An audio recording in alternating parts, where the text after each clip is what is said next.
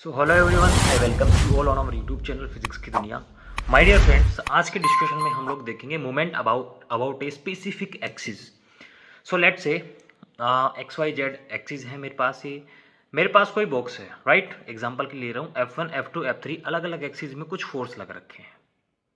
अब मुझे किसी स्पेसिफिक एक्सिस एक्स एक्सिस के अबाउट में मान लो मूवमेंट निकालना चाहूँ, तो मैं क्या करूंगा? सबसे पहले फोर्सेज को, सिर्फ सिंगल फोर्स को देखूंगा। F1 को देख रहा हूं, F1 की वजह से एक्स के अबाउट देखो ये क्लॉकवाइज रोटेट करना चाहेगा इस तरीके से। अब आप F1 को चाहे बॉक्स के उस डायरेक्शन में ले जाओ, चाहे इस डायरेक्शन में रखो, उसमें कोई फर्क नहीं पड़ने वाला, ये उसी डायरेक्शन में घूमने वाला है और इनकी परपेंडिकुलर डिस्टेंस चेंज नहीं होने वाली। इसका मतलब सर मूवमेंट की वैल्यू भी चेंज नहीं होने वाली। देखिए इनकी परपेंडिकुलर डिस्टेंस मान लो कुछ डी है, F1 फोर्स यहाँ चाहे अप्लाई करो, बट F1 को आप नीचे की तरफ लाओगे, डी हमारी डिक्रीज होने लगेगी, मोमेंट की वैल्यू हमारी डिक्रीज होने लगेगी। अब देखिए F2 का मैं अध्ययन करना चाहूं तो सिर्फ F2 को देखूंगा। F2 से देखिए आप, परपेंडिकुलर डिस्टेंस हमारे पास है, ये इस तरीके से रोटेट होना चाहेंगे। सिर्फ आप उस फोर्स को देखिए। F2 को मैं इस डायरेक्शन में थोड़ा मूव करना चाहूं, कुछ फर्क नहीं होने वाला सर, बट यहां देखिए डिस्टेंस कम करूंगा तो मोमेंट की वैल्यू मेरे पास कम होने लगेगी।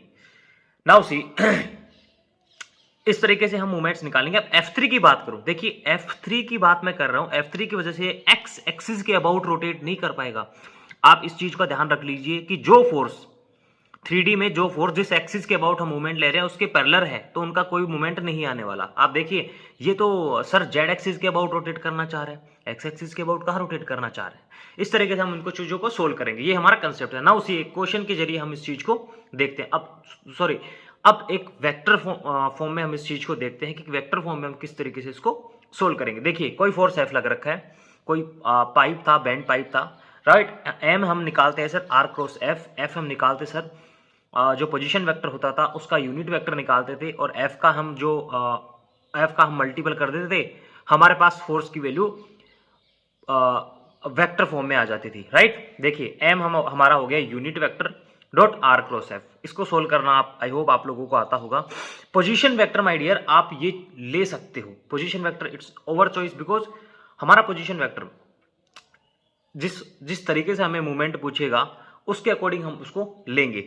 नाउ सी फोर्स की वैल्यू हमारे पास गिवन होगी इस क्वेश्चन में, कोई भी क्वेश्चन होगा फोर्स की वैल्यू हमारे पास स्केलर में गिवन होगी, वेक्टर में गिवन है तो वेल एंड गुड, हमें यूनिट वेक्टर की जरूरत ही नहीं पड़ेगी सर, राइट?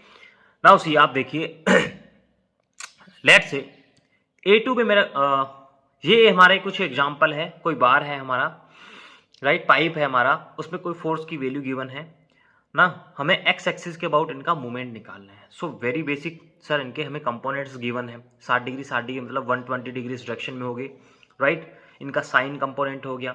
इस तरीके से पहले हम इनको कंपोनेंट्स में रिजोल्व करेंगे, उसके बाद हम इस क्वेश्चन को सोल्व करेंगे। देखिए फोर्स का मैं आई, जे और के तीनों डायरेक्शन में मैं इनको लिख चुका हूं, इनके कंपोनेंट्स लूंगा, तीनों डायरेक्शन में मैं इनको लिख पाऊंगा। नाउ सी ये हमारे पास फोर्स की वैल्यू होगी, वेक्टर फॉर्म में हमारे पास फोर्स की वैल्यू है, राइट?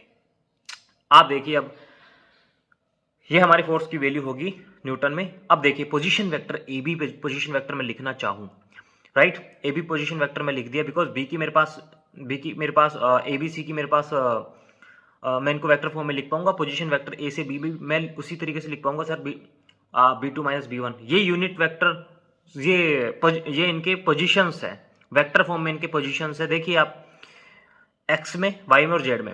अब मूवमेंट निकालना है, वही हमारा formula sir, unit vector dot position vector cross force vector, right? इस तरीके से हम इस क्वेश्चन को सोल्व करेंगे। मूवमेंट की हमारे पास वैल्यूज यहां निकल करके आ रही है, कैलकुलेशंस आप लोगों का पार्ट है, राइट? एक अगला क्वेश्चन देखते हैं, वाई एक्सिस के अबाउट हमें मूवमेंट निकालना है। इसमें तो सर हमें वेक्टर की कोई जरूरत नहीं पड़ेगी, इसको हम स्केलर तरीके से ही सोल्व करेंगे, बिकॉज इनके पास वैल्यूज हमारे पास फोर्स की भी है और परपेंडिकुलर डिस्टेंस की भी है।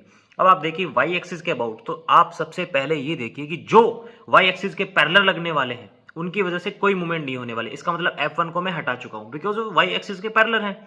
अब F2 से देखिए आप, F2 से किस तरीके से वो रोटेट होना चाह रहे होंगे। देखिए वाई एक्सिस के अबाउट है, देखिए क्लॉकवाइज डायरेक्शन में ही रोटेट होना चाहेंगे। आप देखिए फोर्स F2 लगेंगे, मोमेंट की value right hand thumb rule से भी आप निकाल सकते हो, राइट हैंड थंब रूल से भी आप निकाल सकते हो, राइट? देखिए अब आप फ्री में आपको इसको फ्रीली दिखाऊंगा कि किस तरीके से रोटेट होना चाहेंगे। परपेंडिकुलर डिस्टेंस ये है, देखिए आप इस तरीके से ही रोटेट होना चाहेंगे, राइट? नाउ सी मोमेंट की वैल्यू 160 न्यूटन मीटर हमारे पास आ गई। नाउ सी F3 की वजह से मैं इसी चीज को देखना चाहूं तो मेरे पास परपेंडिकुलर डिस्टेंस 1.5 मीटर है, आप देख पा रहे हो यहाँ पे। फोर्स की वैल्यू 10 न्यूटन है। इस तरीके से मेरे पास M F3 की वजह से जो लग रहा है वो भी आ गया। अब नेट मूवमेंट मेरा सर सिंपल समीशन आ गया, नेगेटिव डायरेक्शन में आया है, इसका मतलब नेगेटिव वाई डायरेक्शन में आएंगे। अब राइट हैंड थंब रूल से आप राइट हैंड थंब रूल से इनके डायरेक्शन से निकाल सकते हो कि क्लॉकवाइज होंगे एंटी क्लॉकवाइज। देखिए जो थंब है हमारा वो मूवमेंट दिखाता है, राइट। अब इस फिंगर्स को हम कर करेंगे क्लॉकवाइज डायरेक्शन में हमारा मूवमेंट आ जाएगा। बहुत आसान क्वेश्चन था। नेक्स्ट क्वेश्चन में मूव करते हैं। Moment about created by force F about AC axis के अबाउट हमें फोर्स मूवमेंट निकालना। देखिए AC के अबाउट निकालना है तो पोजीशन वेक्टर हमारा CV हो गया, राइट। फोर्स की वैल्यू हमारे पास I J और K तीनों डायरेक्शंस में गिवन है। फोर्स की वैल्यू मैं इस तरीके से लिख पा रहा हूं। RCB देखिए आप मेरे पास, इनका मैं यूनिट वेक्टर निकालूंगा, राइट। RCB की वैल्यू RCB जो पोजीशन वेक्टर है वो हमारे पास ये है। RAC जो पोजीशन वेक्टर है वो हमारे पास ये है। ये आप simply X Y Z axis हैं, डिस्टेंस गिवन है, आप इनसे लिख सकते हो।